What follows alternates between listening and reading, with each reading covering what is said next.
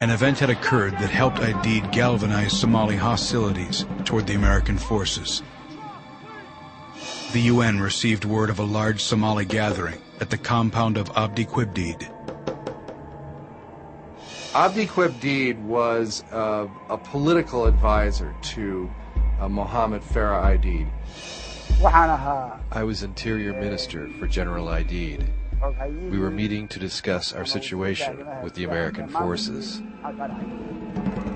Present at this meeting were all of the intellectuals and elders of the Haber-Gider clan, some of whom were opposed to the militant posture that Aidid had taken against the UN. They were actually meeting there to try and get Aidid to comply with all UN and US demands.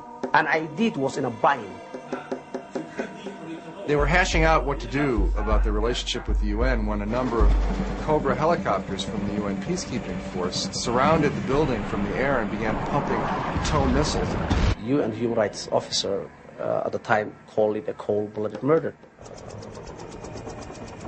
From that day forward, the Haber-Gider clan, including many of the people who had been opposed to Aidid's posture against the UN, were now basically at war against the UN and the United States. I was horrified, because if you know anything about the Somalis, you know what it means. They're just going to fight to the last man to get their revenge.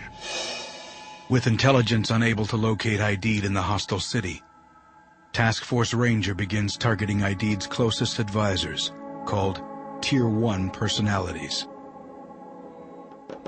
Two of these Tier 1 personalities were Omar Salad and Hassan Awale.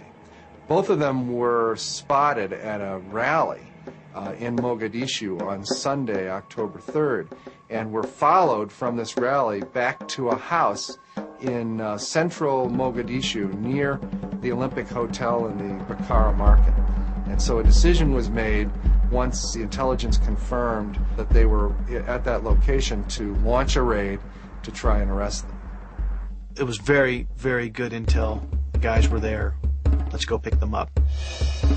Sunday, 2:49 p.m. Aidid's lieutenants are spotted entering a residence near central Mogadishu. Delta commanders retreat to the Joint Operations Command Center, or JOC, to formulate a plan.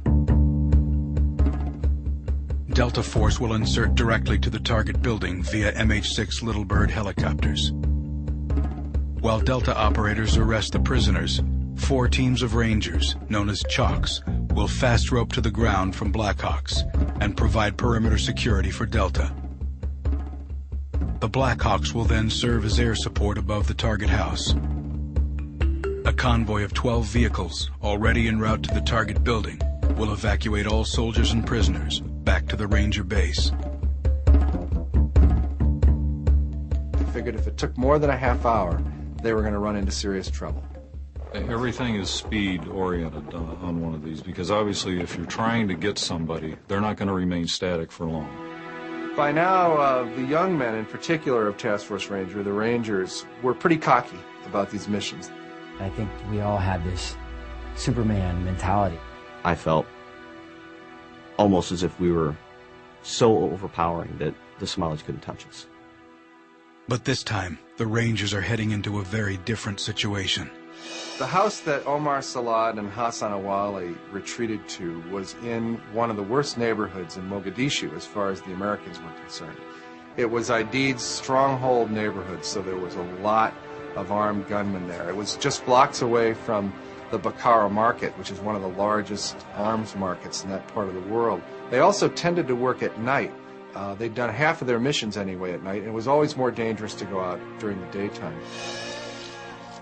The daylight raid will pit the Americans against Aidid's Morion in the midst of their narcotic cot cycle. And they tend to begin sort of socially chewing this drug early in the afternoon, so that by mid-afternoon they are probably at their most agitated, active state. But because there were 2 of these primary targets at the same location, it was a very juicy opportunity. We knew we were going into what they called Indian territory. We knew it was really not a great part of town for us to be in. We weren't real popular. Garrison was aware of how dangerous the Bakara Market neighborhood was. In writing about it in a letter some days before, he'd actually said that there are places in the city where we could go where we will win the battle, but we could end up losing the war. October 3rd, 1993. The men of Task Force Ranger are enjoying a rare day off in Mogadishu. The call came at about 3 o'clock in the afternoon for them to what they called kit up, which was to get dressed up because they were going out on a mission. We got the word to go. Get it on. Threw on all the armor and, our ammo and everything. Everyone had all their gear ready, always. Everybody was on the aircraft. Everybody was on the vehicles. The engines were running. The rotors were turning. We were just waiting for the word. The code word for launching the mission was Irene, and Irene was announced at 3:30 on October 3rd, Sunday afternoon. A force of about 19 Black Hawk helicopters and Little Birds took off from the hangar at the airbase in Mogadishu and headed out over the Indian Ocean. We went out around the city, came in hard and fast like we always do, and without a doubt we were going in. Once over the site, Delta Force operators hit the ground, jumped off of the benches of the Little Bird helicopters right in front of the target building and raided it and successfully arrested Omar Salad and Hassan Awali, their two targets for that raid, along with about 20 other Somalis who were in the house.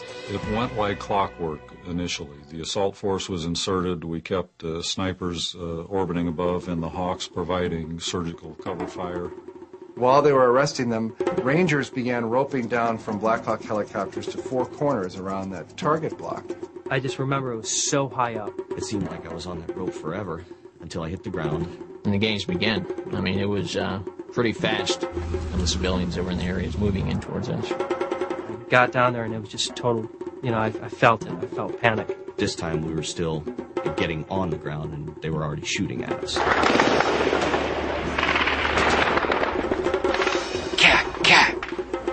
It wasn't this huge volume of fire, but well-placed rounds. You don't know how you're going to react when that first bullet zings by your head or the first guy comes out in front of you, what you're going to do. After that, I guess, is when everything started to go south. As soon as the task force launched the raid or hit the ground, the alarm was sounded throughout the city. One of the things that the Somalis would do is set tires on fire, which would serve as a signal for people from far away to come to that spot. And our population here, as usual, everybody took his gun. I could see from a distance where they were dropping in from helicopters near the Olympic Hotel, so I immediately rushed the area. We were patrolling in our technicals when we were ordered to the fight. From our point of view, we were provoked to fight. We had no choice but to defend ourselves. So from the minute the Rangers and the Delta Force operators hit the ground, the forces opposed to them were massing and growing in number as every minute went by. As the Rangers fast rope in, the ground convoy races to the target building as planned. I started to see right away that there was more gunfire there than on any of the previous missions. We started taking small arms fire. It was more accurate already, and there was more volume. We could tell that someone was waiting for us. Someone was ready. Well, when I turned the corner, we were already shooting. There's a couple guys in a doorway shooting, and they were pretty brazen. They were right there, and they were shot down. Seeing those first two guys, I knew that people were definitely dying in this mission, and it was going to be up close in person.